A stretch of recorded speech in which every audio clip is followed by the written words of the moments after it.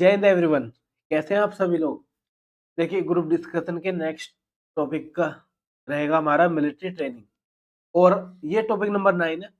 जैसा कि आप इस चैनल से जुड़ चुके हैं तो ये भी जानते होंगे कि हमने ग्रुप डिस्कशन के लिए डेडिकेटेड जो भी इंपॉर्टेंट टॉपिक्स होते हैं उनका हम डिस्कशन कराते हैं। किस तरीके से? बायलिंगुअल। आपको लिखा हुआ तो इंग्लिश में होगा और मोस्टली एक्सप्लेनेशन हिंदी में देखने को मिलेगी। उसका रीजन भी है। क्यों? क्योंकि यदि जब आप ग्रुप डिस्कशन में बैठते हैं तो कभी भी रटा रटाया नहीं बोलते हो। उसमें कैसे बोलते हो? उसमें आप वही चीज डिस्क्राइब कर पाओगे जिसके बारे में आप बहुत ज्यादा जानते होगे। तो मेरी ज्यादा से ज्यादा कोशिश रहती है कि आपको एक्सप्लेनेशन ज्यादा दी जाए। बाकी यदि आप पीडीएफ डाउनलोड करके उसे रिवाइज करना चाहें सेम टू सेम, तो आपको लिंक मिलेगा डिस्क्रिप्शन में, आप वहां से डाउनलोड कर सकते हैं और अपना रिवीजन कर सकते हैं। बट इस सेशन को लास्ट तक देखना ताकि आपको एक अंडरस्टैंडिंग डेवलप हो। और यदि आपका ग्रुप डिस्कशन बहुत ही नजदीक है, चाहे वो एसएसबी के लिए हो या फिर ग्रुप एयरफोर्स का फेज सेकंड हो, तो बस आपको ये सारी वीडियो सुन लेनी है। बस अपने आप वहां पर जाकर लिंक करोगे। हर टॉपिक का हम पहले क्या कराते हैं? इंट्रोडक्शन। इसमें भी मिलिट्री ट्रेनिंग के लिए इंट्रोडक्शन रहेगा। क्या क्या हम पोर्शन उसमें इंक्लूड करेंगे वो देखना। स्किल्स डेवलपमेंट, मतलब मिलिट्री ट्रेनिंग के लिए स्किल डेवलपमेंट कितना ज्यादा यूजफुल होता है वो देखेंगे। फिजिकल फिटनेस एंड एंड्योरेंस किस तरीके से मिलिट्री ट्रेनिंग में कराए जाते हैं। एडवांस्ड एंड स्पेशलाइज्ड ट्रेनिंग के बारे में भी बात करेंगे। और सबसे ज्यादा मोस्ट इंपोर्टेंट पॉइंट कि purposes and objectives of military training, के मिलिट्री ट्रेनिंग के आखिर ऑब्जेक्टिव और पर्पसेस क्या हैं। और लास्ट हर टॉपिक की तरह कंक्लूजन। तो इस तरीके से हमारा ये डिस्कशन चलेगा। कंप्लीट सेशन मैंने आपको डिस्क्राइब कर दिया है। यदि आप चैनल पर नए हैं तो चैनल को सब्सक्राइब जरूर कर लेना दोस्तों, ताकि आप इसी तरीके से इंटरेस्टिंग टॉपिकों को कर पाए। ठीक है, चलिए टॉपिक को स्टार्ट करते हैं। यदि आप कुछ भी नोटिफिकेशन चाहते हैं या फिर इस चैनल से जुड़ना चाहते हैं तो हमारे टेलीग्राम चैनल को ज्वाइन कर सकते हैं, राहगीर फॉर यू। और यदि आपको कोई भी व्यू पॉइंट हो, कोई भी क्वेरी हो, कोई भी सजेशन हो, कुछ भी डाउट हो, तो आप इस नंबर पर सिर्फ व्हाट्सएप मैसेज करके हमारे साथ जुड़ सकते हैं। जय हिंद, वंदे मातरम। चलिए सेशन को आगे बढ़ाते हैं।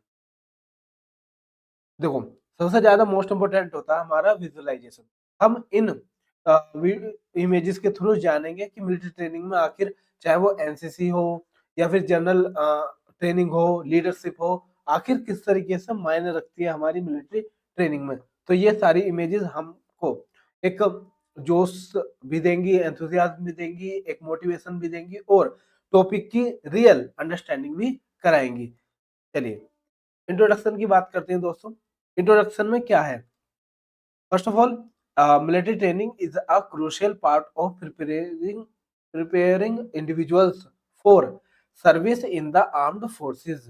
जो हमारी मिलिट्री ट्रेनिंग होती है दोस्तों, वो एक इंडिविजुअल के लिए जो भी सर्विस करना चाहता हो आर्म्ड फोर्सेस में, उसके लिए बहुत ज्यादा असेंशियल क्रूशियल पार्ट होता है। दूसरा, आर्म्ड फोर्सेस के लिए बता दें दोस्तों, इसमें हर वो फोर्स इंक्लूड है जो आप जनरली देख पाते होंगे, चाहे वो नेवी हो, आर्मी हो, एयरफोर्स हो, सीआईएसएफ, आरपीएफ या फिर स्टेट की पुलिस ही क्यों ना हो, सब हमारी आर्म फोर्सेस में आती हैं। Next, it equips soldiers with the skills, discipline and physical conditioning necessary to face the demands of combat and operational task. देखिए, जितने भी ऑपरेशनल टास्क होते हैं या कॉम्बैट डिमांड होती है, चाहे वो स्किल की हो, डिसिप्लिन की हो या फिर फिजिकल कंडीशन की हो, सभी चीज सीखने को मिलती है हमारी मिलिट्री ट्रेनिंग में। There are many aspects of military training ranging from physical fitness and weaponry to leadership and team work. मतलब जो आपकी वेपनरी होती है या फिर फिजिकल फिटनेस हो, उन सब पर वर्क कराया जाता है किसमें? मिलिट्री ट्रेनिंग में। और सबसे ज्यादा फोकस करा जाता है, चाहे वो टीम लीडिंग हो या फिर टीम वर्क हो या लीडरशिप हो, सब पर। और ये भी मत मानकर चलना कि सिर्फ फिजिकल ट्रेनिंग को ही इसमें महत्व दिया गया, नहीं, मेंटल ट्रेनिंग भी बहुत ज्यादा मायने रखती है। और आज के बढ़ते दौर में तो और ज्यादा इसका इम्पोर्टेंस होगी, तो इसलिए आप इस पर स्ट्रेस देकर डिस्क्राइब कर सकते हैं। नेक्स्ट चलते हैं। नेक्स्ट है हमारा purposes and objectives of military training. इसको आप बहुत ध्यान से अच्छे तरीके से डिस्क्राइब करना और अच्छे तरीके से आप बोल पाओगे। आपके पास बहुत सारे पॉइंट होंगे, क्या जानते हैं? फर्स्ट पॉइंट है, the main objective is to prepare recruits for the challenge they will face in real world military operation. देखिए जो आपके रियल वर्ल्ड मिलिट्री ऑपरेशन है ना, उसमें जो भी चैलेंजेस फेस करने होते हैं उन सबके लिए रिक्रूट कराई जाती है, उस सबके लिए तैयार किया जाता है। ये है main objective. Objective this include learning survival tactics, combat strategies and leadership skills. तो इसमें क्या-क्या इंक्लूड है? इसमें इंक्लूड है कि जो हमारी सर्वाइवल टैक्टिक्स होती है ना रहने की, या फिर हमें सर्वाइवल करने की जो टेक्निक्स है, उन पर ध्यान दिया जाता है, स्ट्रेटजीज बताई जाती है और लीडरशिप स्किल भी मजबूत कराई जाती है। यदि हम नेक्स्ट पॉइंट पर बात करें तो the training also ensure that soldiers can operate in high stress environment under pressure and in difficult condition। मतलब एक सोल्जर को एंश्योर करा जाता है कि ट्रेनिंग इस तरीके से भी कराई जाए जब वो एक हाई स्ट्रेस एनवायरनमेंट में हो, अंडर प्रेशर हो या फिर डिफिकल्ट कंडीशन हो, सबको वो आसानी से ऑपरेट कर पाए। क्लियर? चलिए नेक्स्ट पॉइंट की बात करें। नेक्स्ट हमारा emphasize is placed on team work. देखिए टीम वर्क में बहुत ज्यादा एम्फेसाइज किया जाता है, क्योंकि आपकी इंडिविजुअल जो भी वर्किंग होगा उसका रिजल्ट कहीं ना कहीं बहुत सारी गैदरिंग पर रहने वाला है, कलेक्टिव सक्सेस। देखिए आगे बात करेंगे। As military operations often requires synchronized efforts where individual success is linked to collective success। मतलब एक की सक्सेस वो सबकी सक्सेस मानी जाती है, एक का फेलियर क्या पता पूरी टीम को ही गलत रिजल्ट पेश करे। तो इस तरीके से एक इंडिविजुअल की सक्सेस भी लिंक होती है किससे? कलेक्टिव सक्सेस से। आई होप दोस्तों यहाँ तक आपका क्लियर हुआ होगा। नेक्स्ट चलते हैं। नेक्स्ट है हमारा फिजिकल फिटनेस एंड एंड्योरेंस। कि जो हमारा फिजिकल फिटनेस है और एंड्योरेंस है उस उसको किस तरीके से मजबूत किया जाता है किसमें? मिलिट्री ट्रेनिंग में। या फिर मिलिट्री ट्रेनिंग का एक और एस्पेक्ट है वो है हमारी फिजिकल फिटनेस या फिर एंड्योरेंस। क्या रहेगा इसमें? Physical fitness can also have mental benefits helping soldiers developed resilience and mental toughness. मतलब जो आपकी फिजिकल फिटनेस होती है ना, वो मेंटली बेनिफिट भी देती है, सोल्जर्स को हेल्प करती है कि मेंटल टफनेस को भी वो झेल पाए। ठीक है, वेट वगैरह या फिर जो फिजिकल ट्रेनिंग होती है उसके थ्रू। नेक्स्ट बात करेंगे। नेक्स्ट है हमारा endurance exercise, running, weight training and obstacles courses help build both strength and stamina essential for performing the field on the field। देखिए दोस्तों जो हमारी एंड्योरेंस एक्सरसाइज होती है ना, रनिंग हो, वेट हो या फिर ऑब्स्टेकल्स के जितने भी कोर्स है, वो हेल्प करते हैं स्ट्रेंथ को और स्टेमिना को बढ़ाने में, बनाने में, ताकि एक सोल्जर सरवाइव कर पाए कि जब फील्ड पर उसे ऑपरेशन करना हो तो अच्छे तरीके से वो वहां पर परफॉर्मिंग कर पाए। क्लियर? चलिए नेक्स्ट पॉइंट पर बात करें तो नेक्स्ट है हमारा स्किल डेवलपमेंट। किस तरीके से मिलिट्री ट्रेनिंग स्किल डेवलपमेंट के लिए बहुत ज़्यादा यूज़फुल है, या फिर इसके अपोजिट भी कह सकते हैं कि स्किल डेवलपमेंट एक मिलिट्री ट्रेनिंग के लिए कितना ज़्यादा मायने रखती है। तो आप इस पॉइंट पर भी अच्छे से व्यू रख पाएँगे। किस तरीके से? फर्स्ट है हमारा वेपनरी एंड कॉम्बैट ट्रेनिंग, कि जो वेपन वगैरह चलाना होता है या कॉम्बैट ट्रेनिंग होती है, वो किस तरीके से सिखाई जाती है। Soldiers learn how to handle firearms and other weaponry.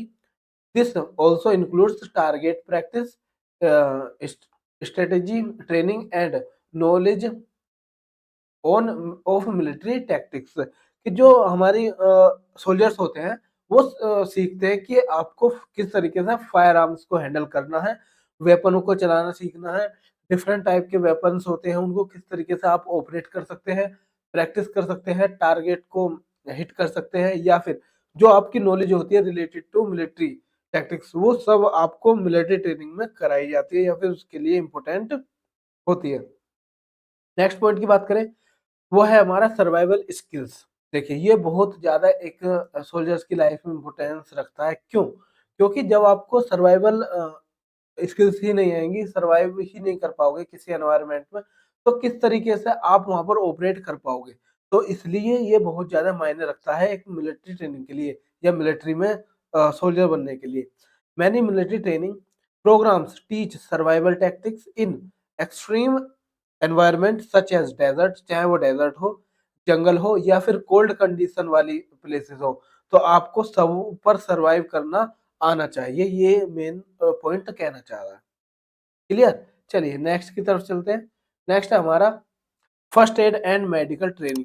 एक चीज याद रखना, जब आप फील्ड पर होते हैं या फिर मिलिट्री में फील्ड पर जाते हैं, ऑपरेशंस करते हैं, तो वहां पर जरूरी नहीं है कि आपके साथ डॉक्टर्स जाए या फिर जो वहां के पेशेंट होते हैं या कोई ऐसा अनफॉर्चुनेट थिंग हो जाए कि आपको मेडिकली कुछ जरूरत पड़े, तो ऐसा नहीं है कि डॉक्टर तुरंत आ जाएंगे। तो आपको इतना सिखाया जाता है कि आप फर्स्ट एड और मेडिकल थोड़ा बहुत ट्रीटमेंट कर पाए। तो क्या है इसमें देखेंगे।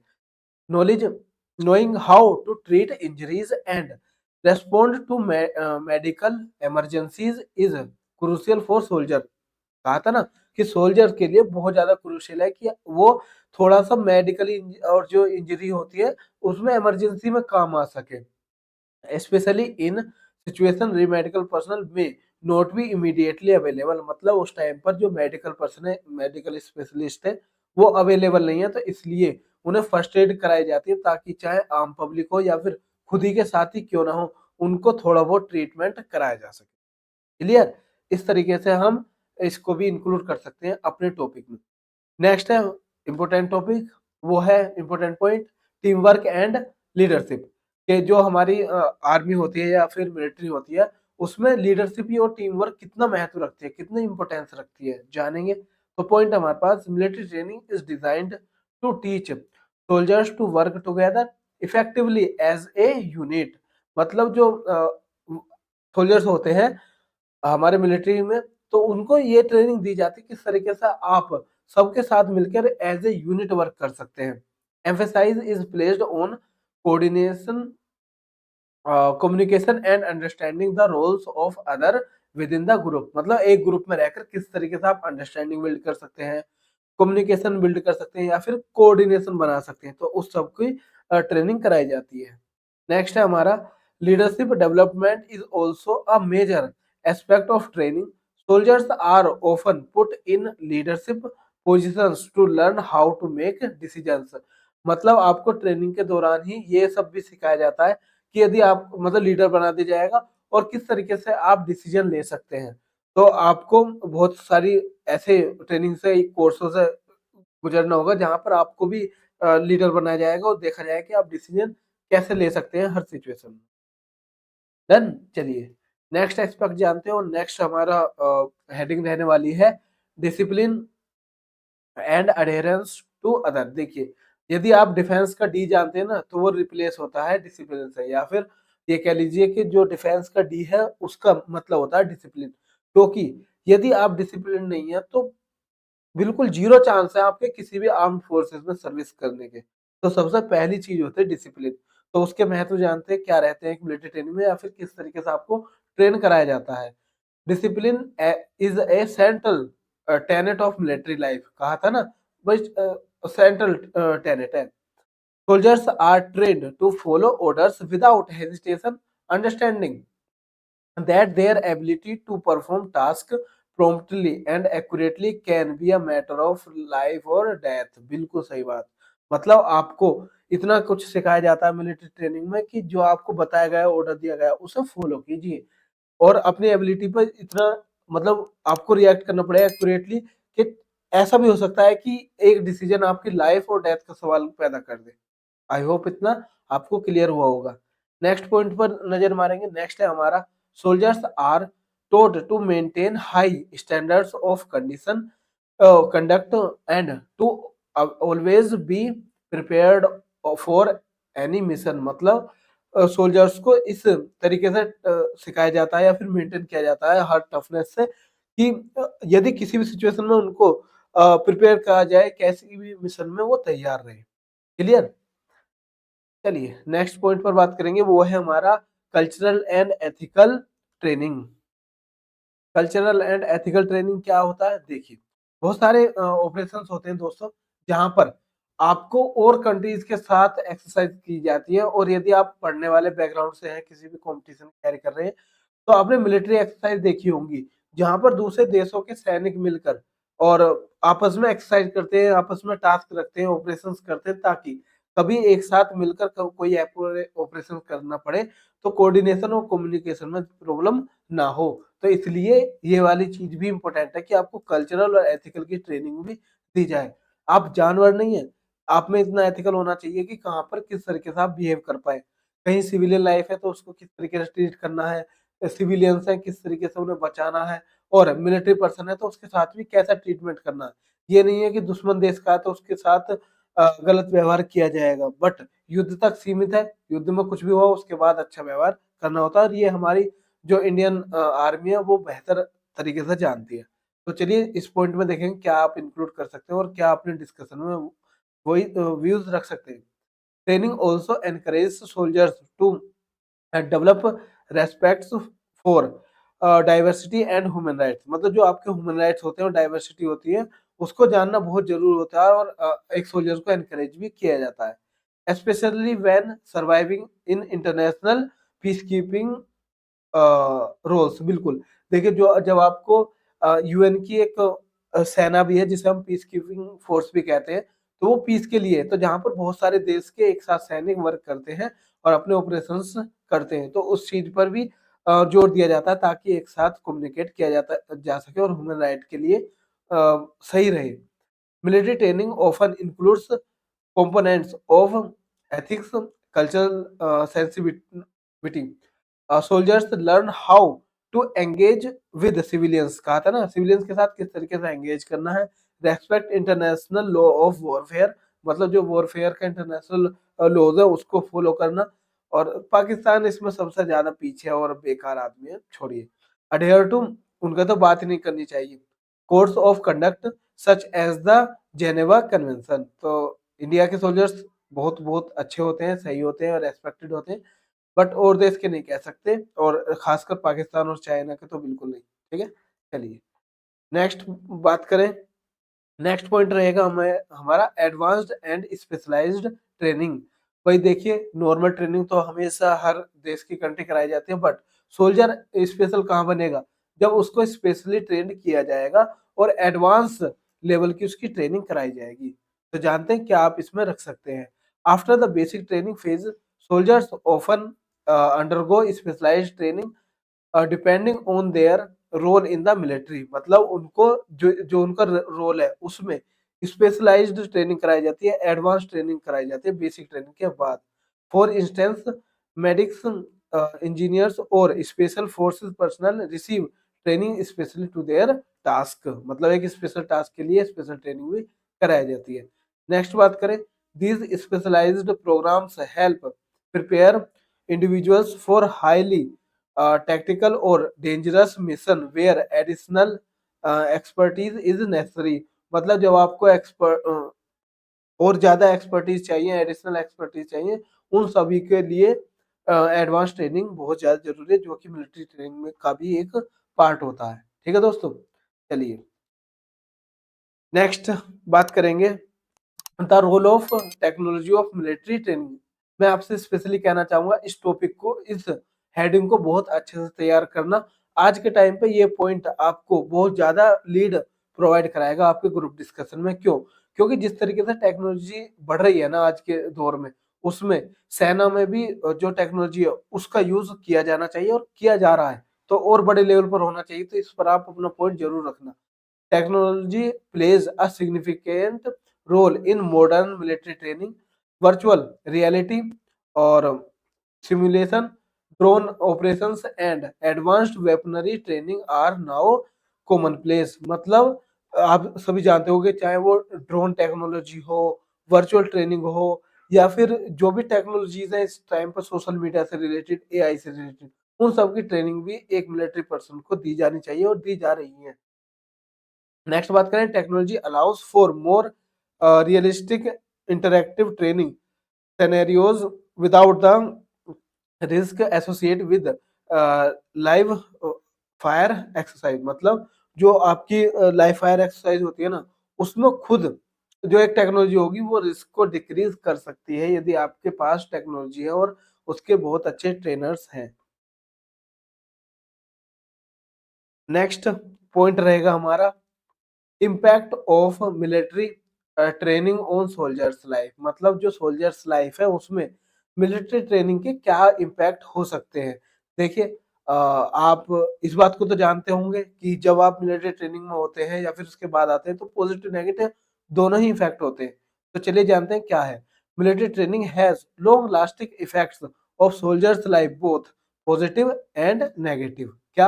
while it often instills confidence, leadership abilities and a sense of discipline।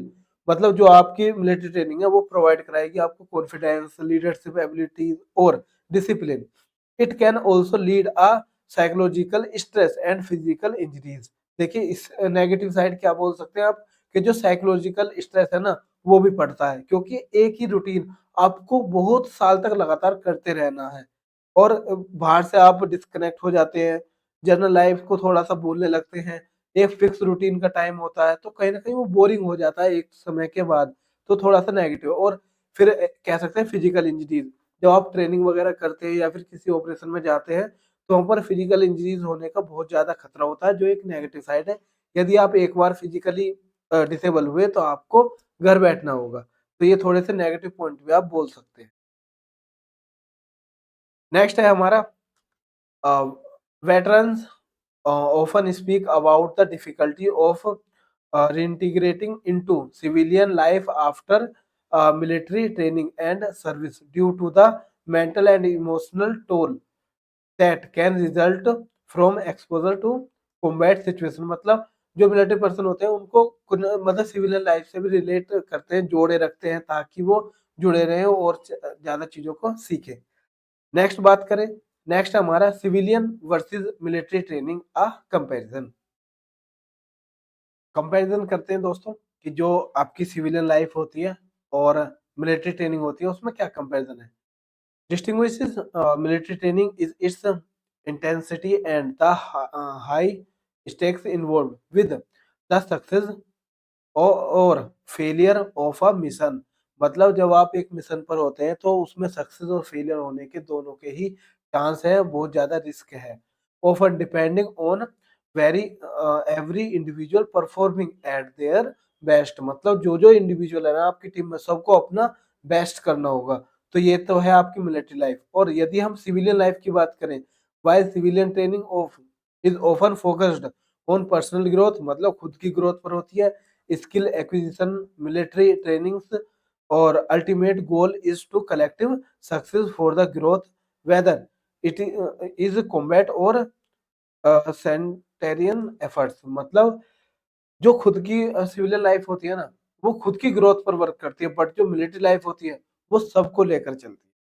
तो ये कह सकते हैं हम दोनों में कंपैरिजन करने के लिए। नेक्स्ट बात करेंगे अब कंक्लूजन पर, कि आखिर क्या कंक्लूजन है और किस तरीके से आप अपने टॉपिक को लास्ट कर सकते हैं दोस्तों। Military training is multifaceted and aims to develop not only the physical capabilities of soldiers but also their mental, emotional and ethical strength। ये चीज याद रखना कि कभी भी मिलिट्री ट्रेनिंग इसलिए नहीं कराई जाती कि आपके पास फिजिकल कैपेबिलिटीज ही इंक्रीज हो, कैपेसिटीज ही बढ़े, नहीं। आपको उसके साथ साथ मेंटल, इमोशनल और एथिकल स्ट्रेंथ भी पानी होती है और उसी पर वर्क किया जाता है। मिलिट्री ट्रेनिंग का पर्पस बता सकते हैं आप। It prepares them for the unpredictability of war. मतलब वॉर की अनप्रिडिक्टेबिलिटी, जहां पर प्रिडिक्ट नहीं किया जा सकता वहां पर भी वार के लिए वो तैयार रहे। While also instilling discipline, team work and leadership. तो ये तीन फैक्टर पर भी आप ध्यान देंगे, डिसिप्लिन, टीम वर्क और लीडरशिप। नेक्स्ट बात करें, as soldiers are faced with difficult decisions and the realities of combat. As military training continues to evolve, it will likely incorporate more advanced technology and a greater focus on mental health to better prepare soldiers for the complexity of modern warfare। देखिए इसके बारे में मैं थोड़ी सी बातें बताता हूँ आपको, बस ध्यान से सुनना कि इस टाइम पर, इससे पहले आप देख पा रहे होंगे आज से 10-20 साल पहले इतना ज्यादा जोर नहीं था टेक्नोलॉजी पर। वहां पर वर्क किया जाता था फिजिकल स्ट्रेंथ पर, बट जैसा कि आज का मॉडर्न वॉरफेयर है ना, वहां पर एक सोल्जर को मेंटली स्ट्रोंग होना होगा, मेंटली बहुत ज्यादा बेहतर प्रिपरेशन करनी होगी और जो भी कॉम्प्लेक्सिटीज है उससे निपटना होगा। किसकी वजह से? टेक्नोलॉजी की वजह से। तो जरूरी नहीं है कि आप में यदि फिजिकल ताकत बहुत ज्यादा तो आप जीत जाएंगे। जीतने के लिए टेक्नोलॉजी आपको फेल कर सकती है। तो कहीं न कहीं एक देश को, एक सेना को, एक मिलिट्री को टेक्नोलॉजिकली भी अब स्ट्रॉन्ग होना पड़ेगा। आई होप आपको यहाँ तक चीज़ें क्लियर हुई होंगी दोस्तों। तो बाकी प्राउड ऑफ आवरसेल्फ कि हम इंडिया जैसे देश में रहते हैं और यहाँ की सेना बहुत-बहुत गज़ब है और देशों के मुकाबले। और हम भी कोशिश करेंगे कि देश की सेवा करें और सर्विस करें किसी भी तरीके से। तो यदि आप भी एक डिफेंस के एस्पिरेंट हैं, चाहते हैं कि देश सेवा करें बॉर्डर पर जाकर, वैसे तो देश की सेवा कहीं भी रहकर हो सकती है, बस आप अपना काम को, एक कर्तव्य को बहुत अच्छे तरीके से निभाएँ। बट एक वर्दी का जुनून अलग होता है, उसको यदि आप पाना चाहते हैं तो बस इसी तरीके से मेहनत करते रहें और आपको आपके लक्ष्य तक पहुँचने से कोई नहीं रोक सकता। ठीक है दोस्तों? बाकी सेशन कैसा लगा आपको? प्लीज़ कमेंट बॉक्स में अपना फीडबैक ज़रूर दें और आपके क्या पॉइंट ऑफ व्यू रह सकते हैं, वो भी ज़रूर लिखना। मैं सभी को पढ़ूँगा और देखेंगे कि किस तरीके से आप अपनी थॉट प्रोसेस को रखते हैं। Thanks for watching. मिलेंगे नेक्स्ट किसी टॉपिक में। आप टॉपिक का नाम भी बता सकते हैं जो आप चाहते हैं कि इस टॉपिक पर भी इस तरीके का डिस्कशन कराया जाए।